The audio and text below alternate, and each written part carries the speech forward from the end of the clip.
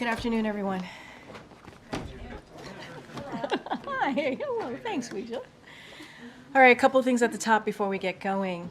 The president has been receiving updates on the wildfires that have already scorched over 500,000 acres across the Texas Panhandle.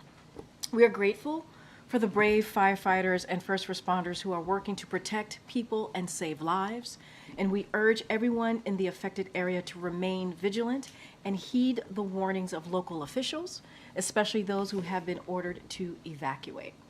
White House and federal officials are in close contact with state and local officials on the front lines of these fires, and FEMA and the U.S. Forest Service are providing assistance to the state. Specifically, FEMA has issued 2 fire management assistant grants to support Texas and 1 grant for Oklahoma. The National Interagency Fire Center and the U.S. Forest Service are also providing firefighting assistance, including tanker planes. As always, we stand ready to provide further support as needed. And tomorrow, following Secretary Becerra's trip to Alabama, the White House Gender Policy Council and Office of Public Engagement will host a listening session on the importance of access to IVF following a devastating Alabama Supreme Court decision. The Biden-Harris administration will continue to speak out against this ruling, fight to protect access to reproductive health care, including IVF, and call on Congress to restore the protections of Roe v. Wade in federal law for all women in every state. And we will have more, obviously, to share on this event later today. Also today, President Biden will sign an executive order to protect Americans' sensitive personal data from exploitation by countries of concern. This is the most significant executive action any president has ever taken to protect Americans' data security.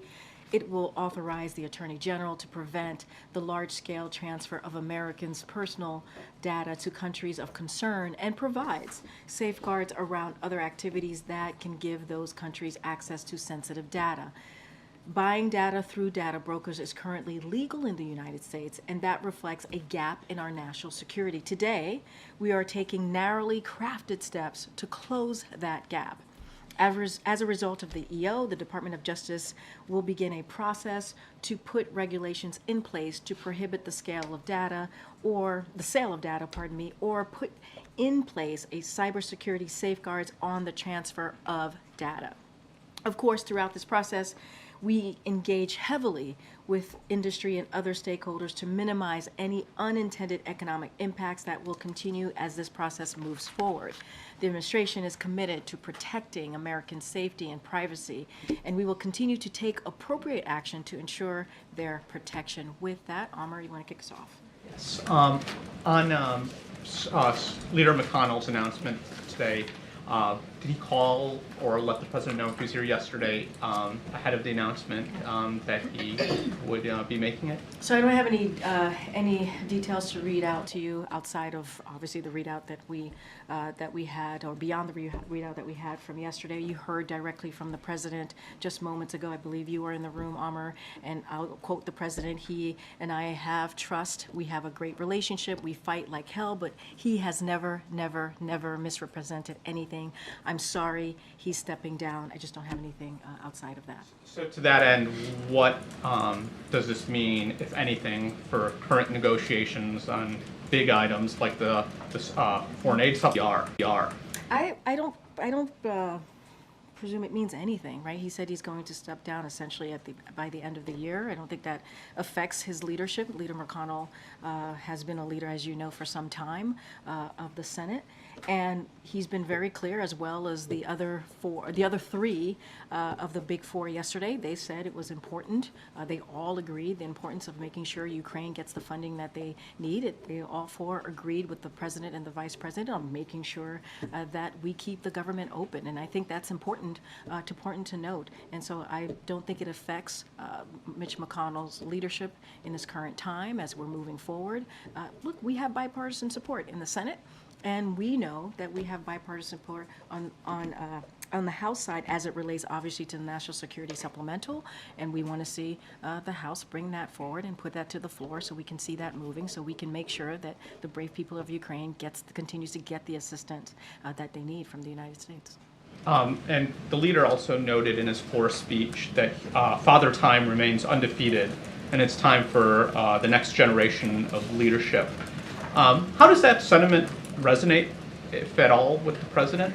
So I'll say this, look, a decision like that Mitch McConnell, the senator, made is a very personal decision.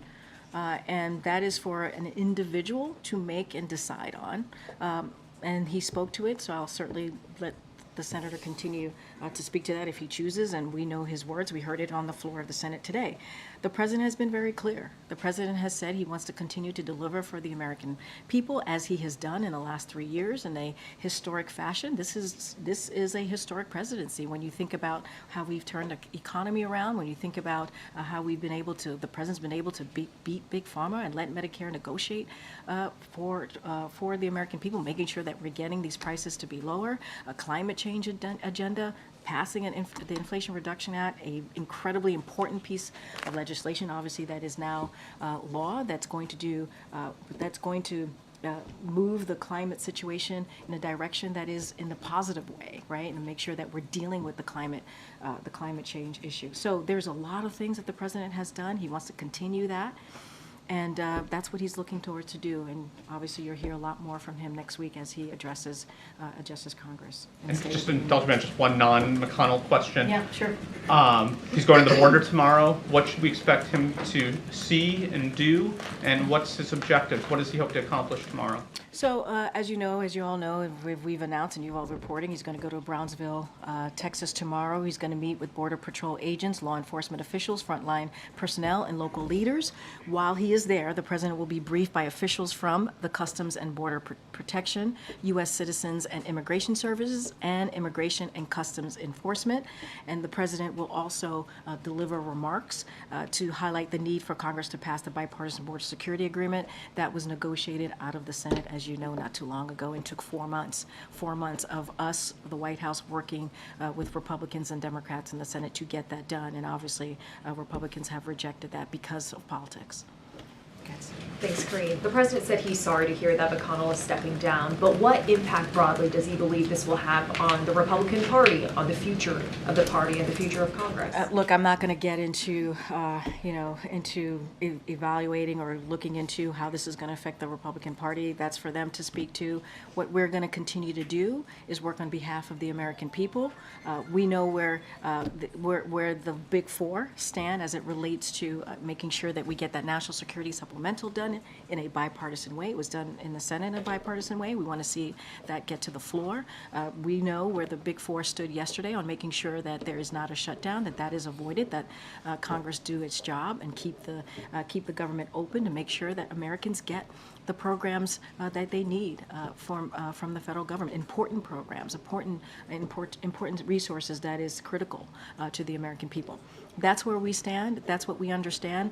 As it relates to the Republican Party, that's for the Republican Party to speak to. And did the president take a mental fitness or a cognitive test during his physical this morning? So let me just say I did see Dr. O'Connor, and he stopped by my office earlier today after the president completed his physical this morning, as you all know.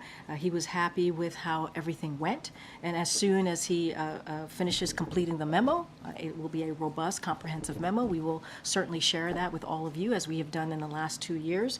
And look, you saw the president return to work. He took some of your questions not too long ago, and you saw he's going to continue to fight for the American people. And in this particular instance, he was talking about fighting crime. So the president's going to continue that process. As it relates to, you were asking me about a cognitive test. As it relates to that, look, the president doesn't need a cognitive test. That is not my assessment. That is not my assessment. That is the assessment of the president's doctor. That is also the assessment of the neurologist, who has also made that assessment as well.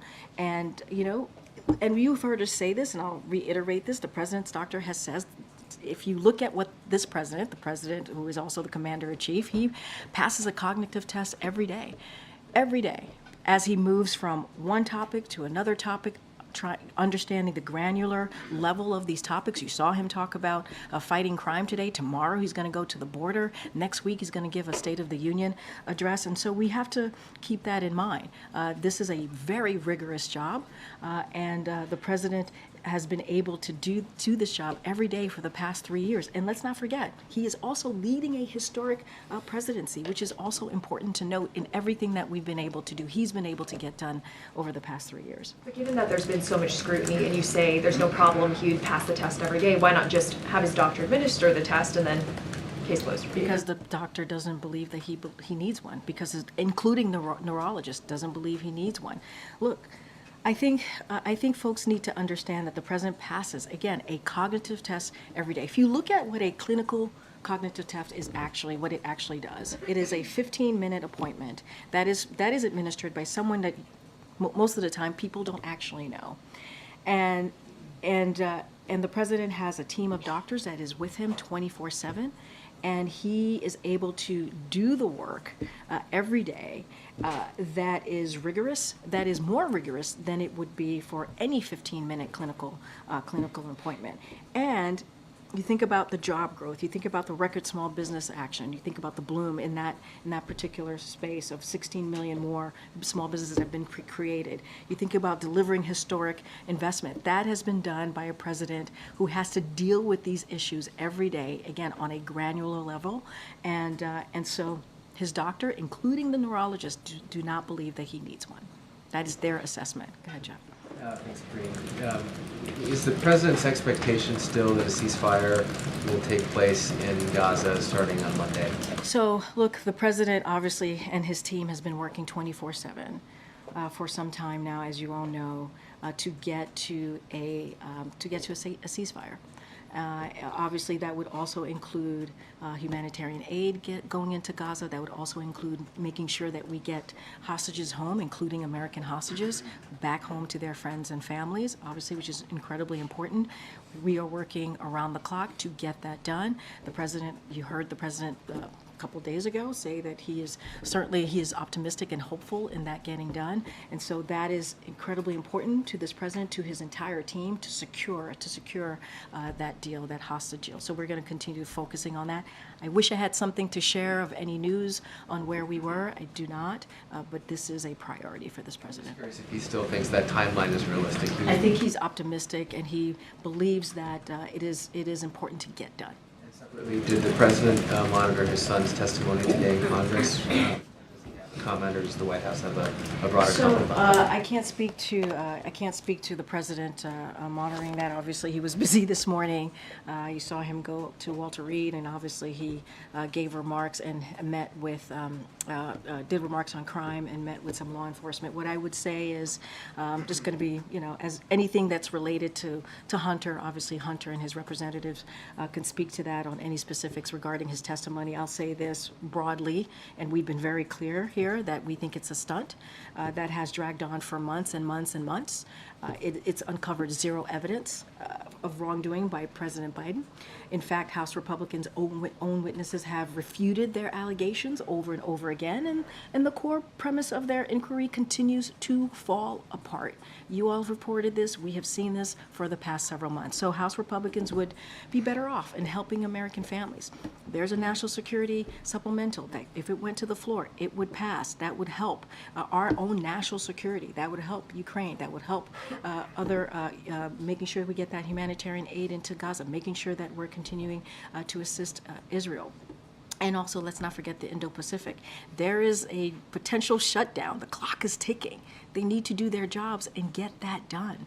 And so, look, that's kind of where we are with this. It's dragged on. There's zero evidence. We think it's baseless. Anything else, I would refer you to our White House counsel. Okay. Just on the news about Senator McConnell, do you know if the president feels like he increasingly has fewer Republican governing partners that he can work with on Capitol Hill? I mean, look, we're talking about Mitch McConnell, the leader. Obviously, he's been in that role as senator for some time. Has worked very closely with this president. You heard from the president how he views their relationship, a very important relationship. But look, we were able to get a bipartisan negotiation coming out of the Senate on border security, on dealing with a broken immigration system, which is something that people didn't think we were able to do. So, that is really important. We were were able to get a bipartisan support on the national security supplemental, 70 to 29. And I think that is also important that we were able to do that in the political climate that we're in. Are we sorry to see Mitch McConnell go? Because obviously in November when he steps down, he still sounds like he's still going to be in the Senate. He's just stepping down his leadership. So I want to make that clear as well. And the president said he's sorry to see that happen, but we believe that there are still ways and still Republicans, certainly in the Senate, that we can work in a bipartisan way, and we have done that. We have done that over the last 3 years. A little follow-up to Jeff's question, but more narrowly tailored, I guess. Is the president supportive of his son Hunter, sitting down for this closed-door deposition today? Does he think it's a good idea? I'm just not going to get into private conversations that the president has with his family. Just not going to do it from here. I'm just going to leave it there. I shared our thoughts on this. We've been very clear how we think it's a political stunt. We would love to work with House Republicans on issues that matter to the American people. The president has said, why don't they focus on the American people instead of his family? And everything that they have moved forward with as it relates to this certainly has been baseless. I'm just not going to get into a private conversation with the president. Thank you, Karine. Was President Biden surprised that more than 100,000 voters in Michigan in yesterday's primary chose to vote that they were uncommitted? So look, I'll say this: the president appreciates the people of Michigan coming out last night to make sure that their voices were heard yesterday. I think that's really important, and he is proud to have received more than 80% of the Democratic Party voters vote, and I think that's really important as it relates to the uncommitted. Look, I said this yesterday, there's been senior officials that have gone to Michigan as recently as earlier this month to hear directly from the Muslim and Arab American community, and we understand how personal this is, how this moment is incredibly painful, and we're going to continue to have those conversations, and we're going to make sure that we continue to listen and continue to engage. And as I mentioned earlier before, this is why it's important to get this hostage deal. It will be accompanied with a temporary ceasefire, and so we want to see that done. We want to see that moving forward. The president's going to continue to work on that 24/7. And let's not forget, we're going to continue to work on making sure there is a two-state solution as well. And so he appreciates folks getting out there, making their voices heard, but he also got more than 80% of the vote in the Democratic primary, and that's important too to note. Go ahead, Jordan. Thanks, Karine. It sounds like negotiators on the Hill are making progress toward avoiding a government shutdown, but it seems like they might need to stop the gap spending bill to make sure there's no temporary shutdown. Do you see that as a scenario, and would the president sign one if necessary? So look, we're going to let the negotiators do their job, do their work. We've been very clear. There's no need for a shutdown here. The president and the Big Four made that clear yesterday in their meeting. And House Republicans need to do their job. They need to do their job. It is not rocket science, right? What needs to happen. They need to figure it out. Keep the government open, make sure those all-important programs that the American people need continue. And so I'm going to let the congressional leaders have their conversations, do their negotiations on the exact path forward, and leave that to them.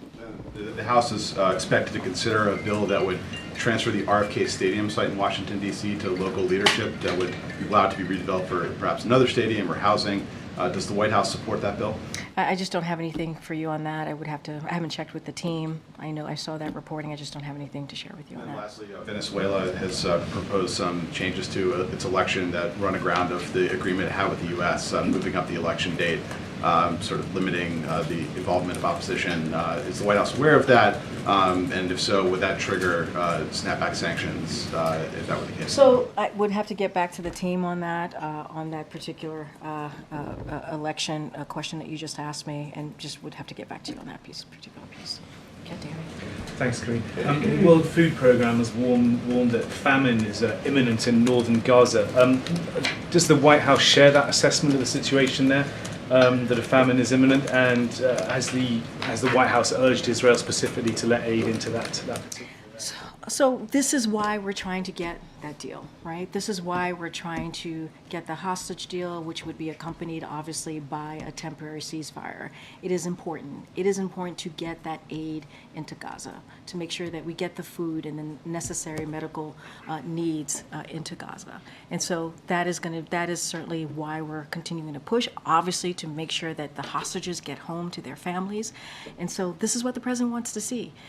We know that innocent Palestinians are indeed suffering in Gaza. We understand that. The president understands that, which is why he's been working, again, around the clock, 24/7, to get that all-important humanitarian aid. You heard from my colleague yesterday, as the administrator from USAID is in the region and announced $53 million of additional humanitarian aid that will go into Gaza to make sure that food is getting in, make sure that some other supplies are getting in, critical supplies. And so that announcement happened yesterday. So we are aware of what's happening on the ground there, and we are going to continue to work 24/7 to get that hostage deal done, to make sure that there is a temporary ceasefire, getting that aid in, and getting those hostages home.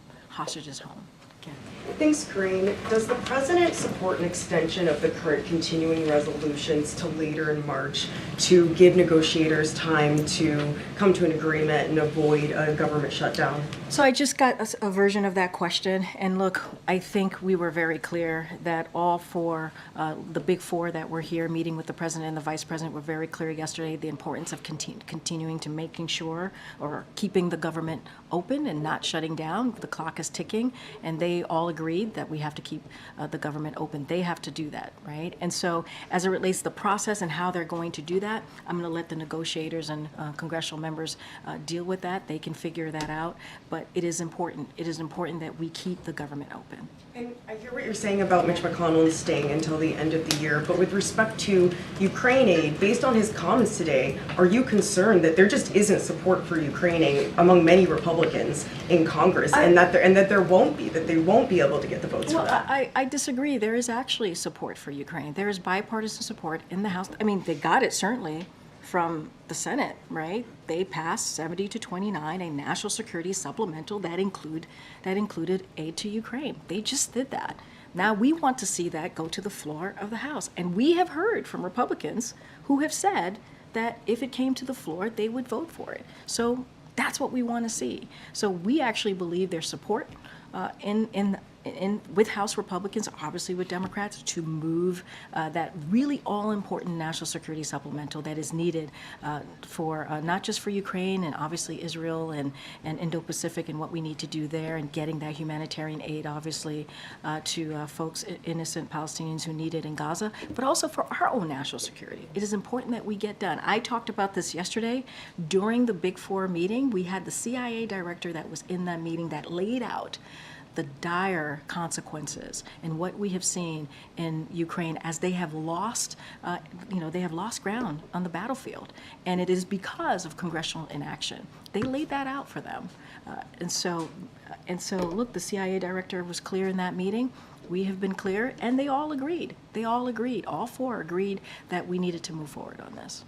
Okay, Karine. Thanks. Can you talk a little bit about the president's prep for the State of the Union next week? How involved has he been so far in the drafting of the speech, and where that process stands a week out? So look, we still have a little bit more time left. The president, obviously, the president sees this as an incredibly important opportunity, not just to address Congress, but also to address the American people. Millions of Americans are going to be watching and listening to the president talk about the State of the Union, obviously, and how he's going to move forward with his plans on behalf of the American people. As it relates to the draft, it's always in progress, obviously, almost always to the end, to the final minute. And so the president is going to be heavily involved, as he has been for the last two. He's looking forward to this moment. We're still about a week away, and so there's still time. And He's going to Camp David this weekend. Is that meant to be practice sessions? Is he bringing people up there with him to So do? look, he's going to work. He's going to work on the State of the Union address. He's going to continue to work on behalf of the American people as he's there. And so look, there's going to be obviously focus on the speech. Just don't have anything else to share. We'll have more color for you as we get closer to next Thursday. And of course, should we expect travel after the State of the Union? Would he be doing that traditional take the message on the The road? president likes to be on the road and talk directly to the American people. So certainly you should expect the president to get on the road as he normally does. Okay, Andrew. Thanks, Karine. On the matter of the president's physical, I know in years past, Dr. O'Connor has put out a memo to you that gets released to us. The president is the oldest person to ever serve as president, and I know that you've said he takes cognitive tests every day if you're doing the job, and Dr. O'Connor has said that he remains healthy enough to exercise his various responsibilities. Having said that, why is the president or your office not willing to make Dr. O'Connor available to us to answer questions here? Previous presidents have put their doctors up at that lectern. Why not this So a couple of things, Andrew, and the president said that they thought he was too young. So, you heard from the president, he talked about this when he was asked. And so, look, as it relates to Dr. O'Connor, look, this is someone who has served under Republican and Democratic presidents in the White House as a military physician, extensively in the field as well. And so he is well respected, and let's not forget there was he did this with a team of 20 doctors who participated in completing the president's physical at Walter Reed. So it wasn't just him. There were specialists that were part of this as well, and I think that's important to note. And I said at the beginning let me finish. I said at the beginning when I was asked this question, it's not just Dr. O'Connor who said this. Also, his neurologists do not believe that he needed, that was their assessment, they did not believe he needed a cognitive test. As it relates to your question, there is not a precedent for bringing the doctor to the podium or to the briefing room. Like, I understand it has happened a few times over the last 35 years, a couple of times, but it is actually not the precedent. And so what Dr. O'Connor has done is he has put forward over the last 2 years a comprehensive, robust memo, as you just stated, that is sent to me, and then obviously we disseminate it to all of you, that lays out in parts of the president's physical. And I think that's important. It is robust and it is comprehensive. That being said, I know it hasn't been a yearly thing for every president, but given the president's age, given that his age is a concern for Americans, according to polling, it is an issue, and that he is the oldest person to ever serve as president, why would it not help, in your estimation, to put Dr. O'Connor or any of the other medical unit physicians that saw the president up there to answer questions, not necessarily from all of us, but some of our colleagues who are medical correspondents, people who really know the medical field? Can he be made available to some of them, even if you don't want to put him up here? I'm not a doctor. And that's why I'm telling you, and you will see from the doctor himself, and in a couple of hours, we will certainly make this robust, comprehensive memo, as we have done the last 2 years, available to all of you. And the reason I said I'm not a doctor is because his own doctor, his personal doctor, as well as the neurologist, has said that we don't need to have a cognitive test. As it relates to the doctor coming to the briefing room, it is not a norm. We're trying to get back to the norm that it used to be, where doctors don't come to the briefing room. It is not the norm. It is not. It has happened a couple times over the 35 years, but it's not the norm. And so look, the doctor has also said that, look, he is a professional here. He doesn't want to make this about politics. He wants to make this about the work. He wants to make this about making sure that we put forward to you, he puts forward to all of you, a robust, comprehensive memo. And that is what we're going to do. We did it the last 2 years, and we're going to do it again. Okay, one more on Gaza and the Michigan results last night. There are many many voters in Michigan, Arab American voters, who have said that they cannot vote for the president again because of what has transpired in Gaza. There are many who voted uncommitted to register their disapproval but remain open to voting for the president in November. What is he going to do between now and November to assuage the concerns of people who in many cases have lost family members, have seen horrible things happen to people they love over there, and they've seen him literally go over and hug the man that they believe is responsible? How is he going to clean that up? So look, and I've answered this already, and I'll say it, maybe I'll say it in this way. Look, the president understands. He understands how painful this moment is to many people. He gets that, which is why he has had conversations with the Arab and Muslim community, listened directly to them and heard their concerns. You've heard me say just moments ago how senior officials went to Michigan and listened and engaged, and we're going to continue to do that. This is why he is continuing to work on securing a hostage deal. This is why he is continuing to work to do just that. And if we do that, which is going to be accompanied by a temporary ceasefire, that is going to be important. It isn't going to be important to do. And his team has made that a priority. We're going to continue to get that done.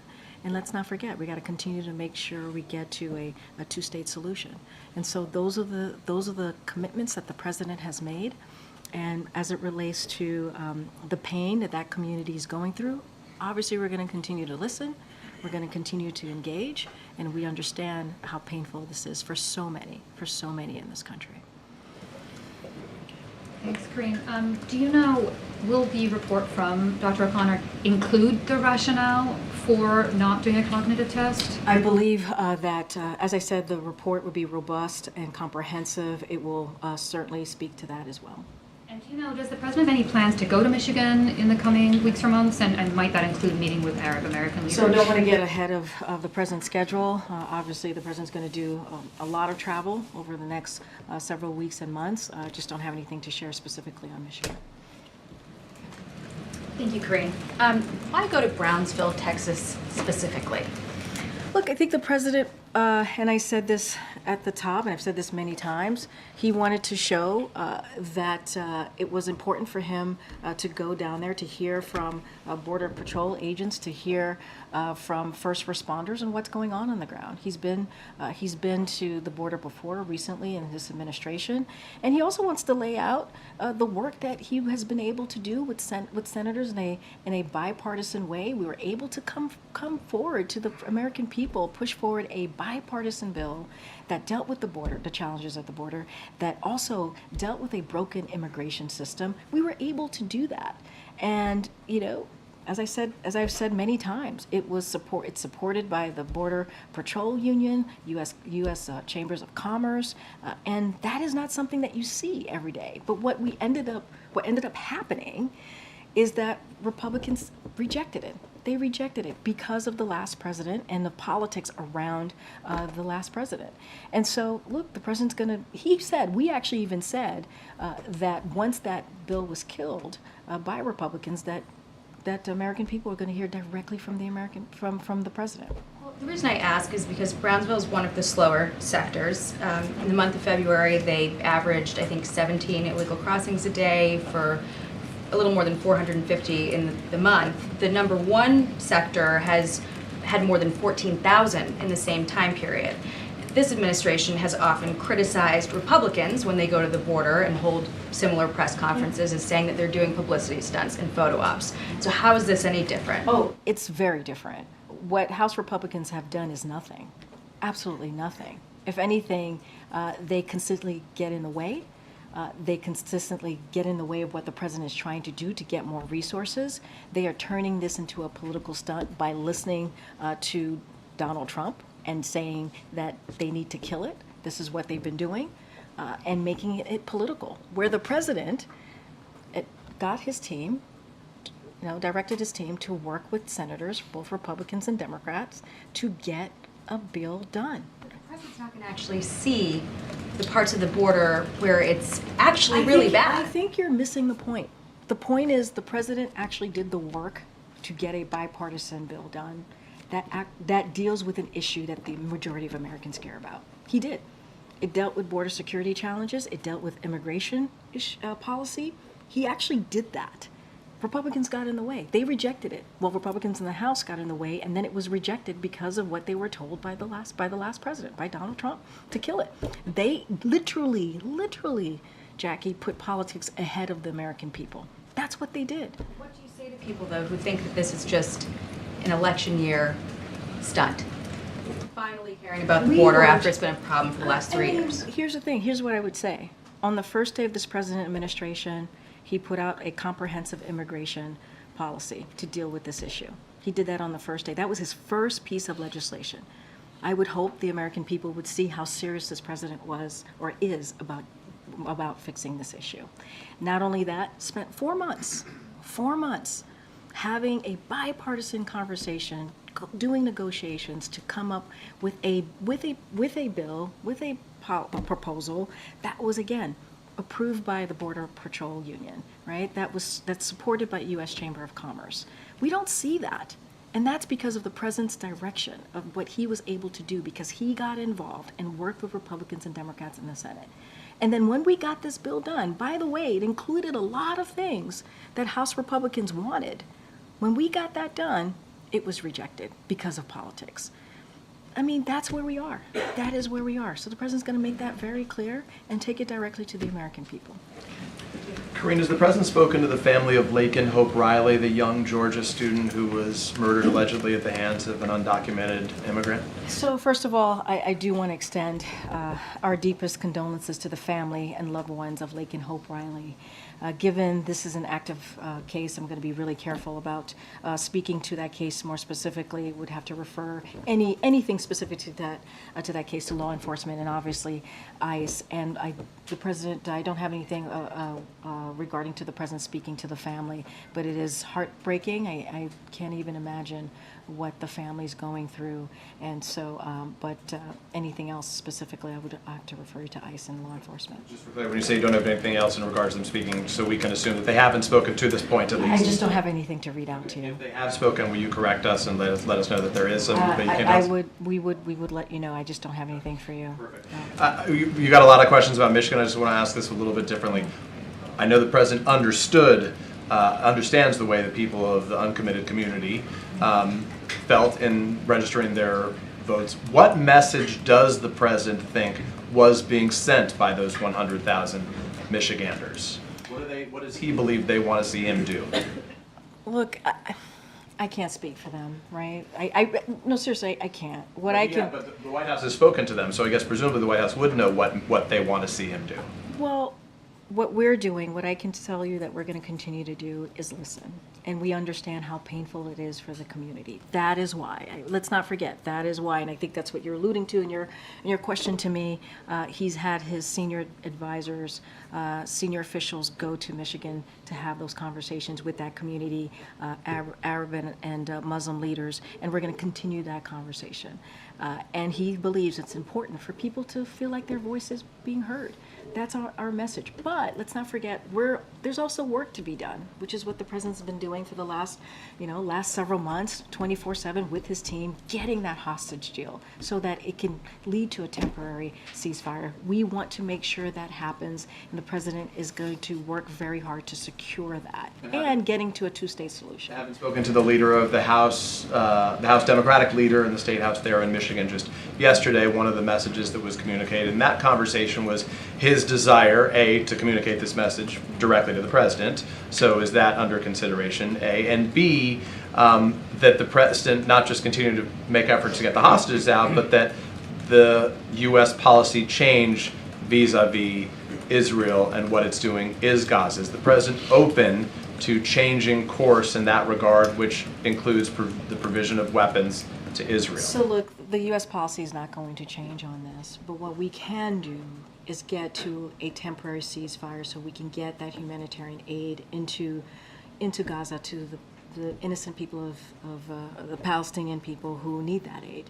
And you heard us announce yesterday about the $53 million that was announced by Administrator Powers, and we believe that's also important to do, to continue to do that, get the food that's needed to get in there, and also incredibly important medical supply as well. And so we're going to continue to work with Israel on getting that done as well, making sure we get that humanitarian aid. We believe getting to a temporary ceasefire is important. Of course, the president wants to see this war end, of course. And that's what he's working towards, getting a temporary ceasefire, making sure there are hostages that are being held in Gaza. Their families and their friends, and 6 Americans, exactly. Their family and friends want them to come home. We got to make sure that we get them home as well.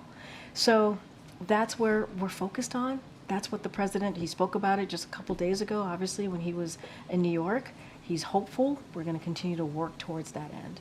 Thank you. Thank you. In 2 weeks from now, there will be 3rd anniversary of the first Quad Summit, which the President held here 3 years ago. In these 3 years, what has been achieved in the Quad front? Do the challenges remain the same? So I would say this, the President is incredibly proud of the progress the Quad has made over the past 3 years. To your point, the anniversary is coming up, and we're hoping to continue that momentum in 2024 under India's host year, as you just stated. And we're talking about not just the United States, obviously India, Japan, and Australia. And we all have a shared vision here of a free, open, and prosperous Indo-Pacific. The Quad is helping all of our nations deliver concrete benefits to the Indo-Pacific across a number of critical, important sectors. So we look forward to continuing that progress for the Quad in 2024, not just in 2024, but also beyond. As Quad has made significant progress, as you said, President formed another group of 4 countries called I2U2, Israel, US, UAE, and India.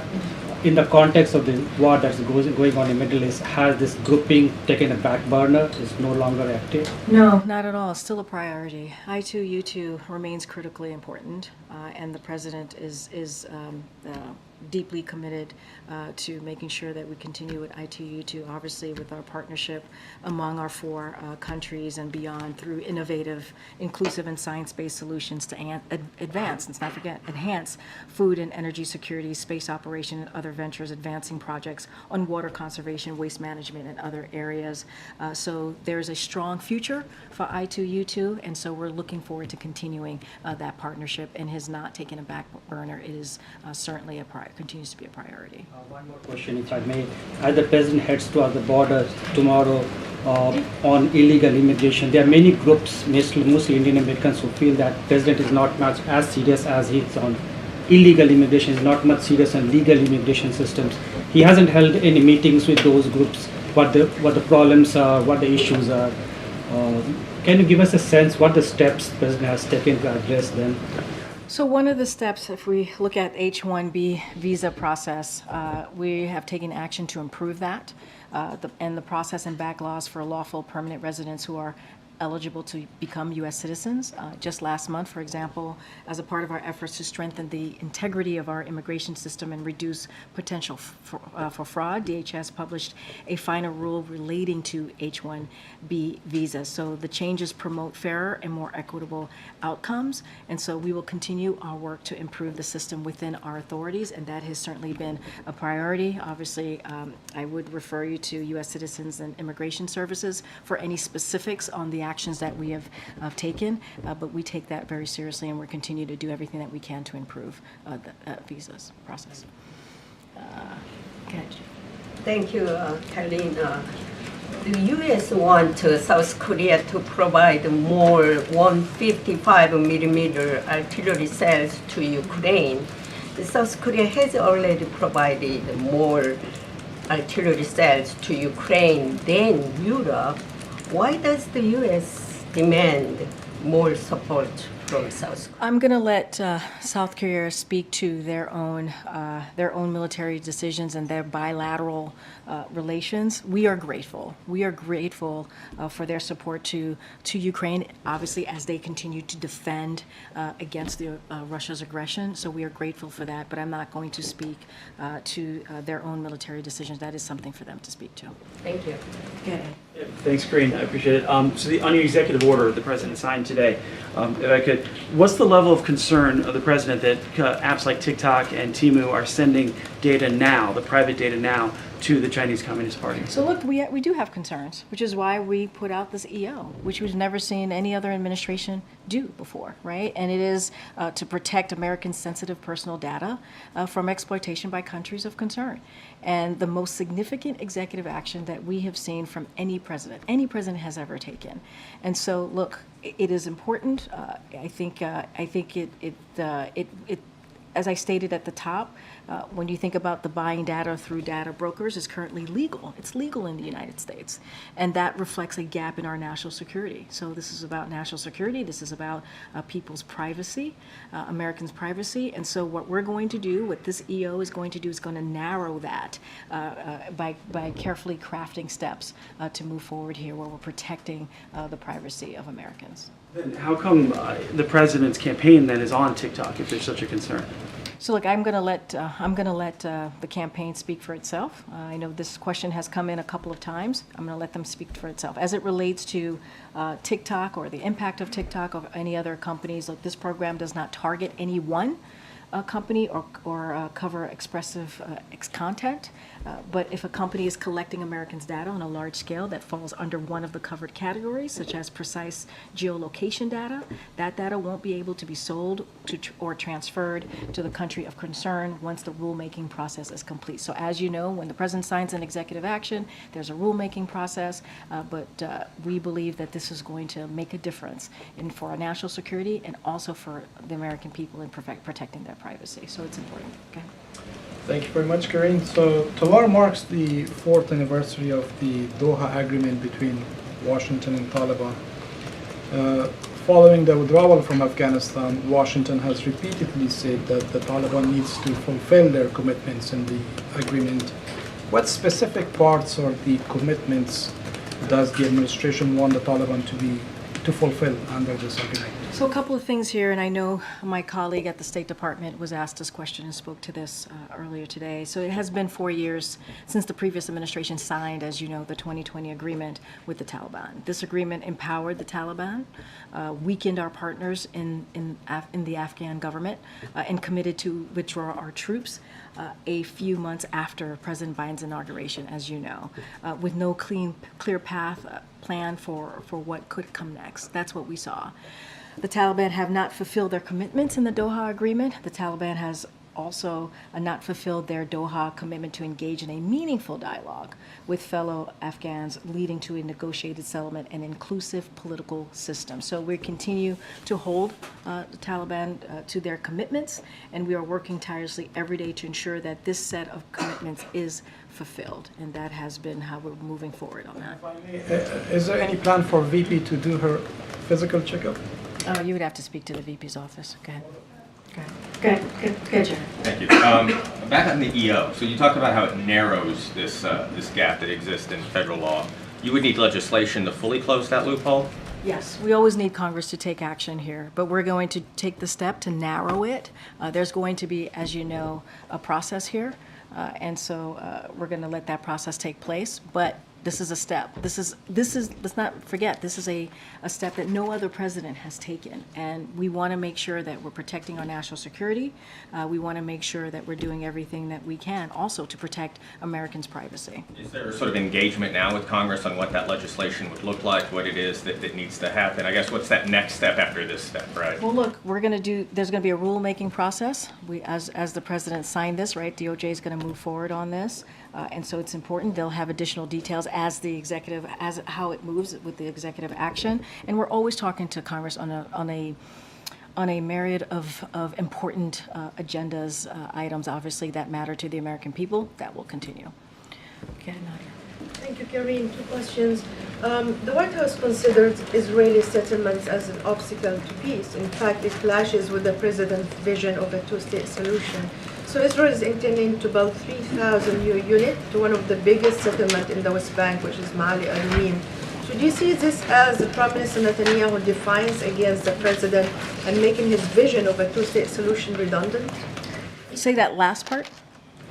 Is Netanyahu, by building these settlements that clashes with the White House vision of a two-state solution, is he defying the president and making his vision redundant. Is he Define President Biden? I mean, look, we have certainly seen these reports, and we've been really clear about how disappointed we are by the announcement, right? And look, it has been longstanding under U.S. policy under both Democratic and Republican administration that new settlements are indeed counterproductive, as you just stated in your question, as we try to head to peace, right?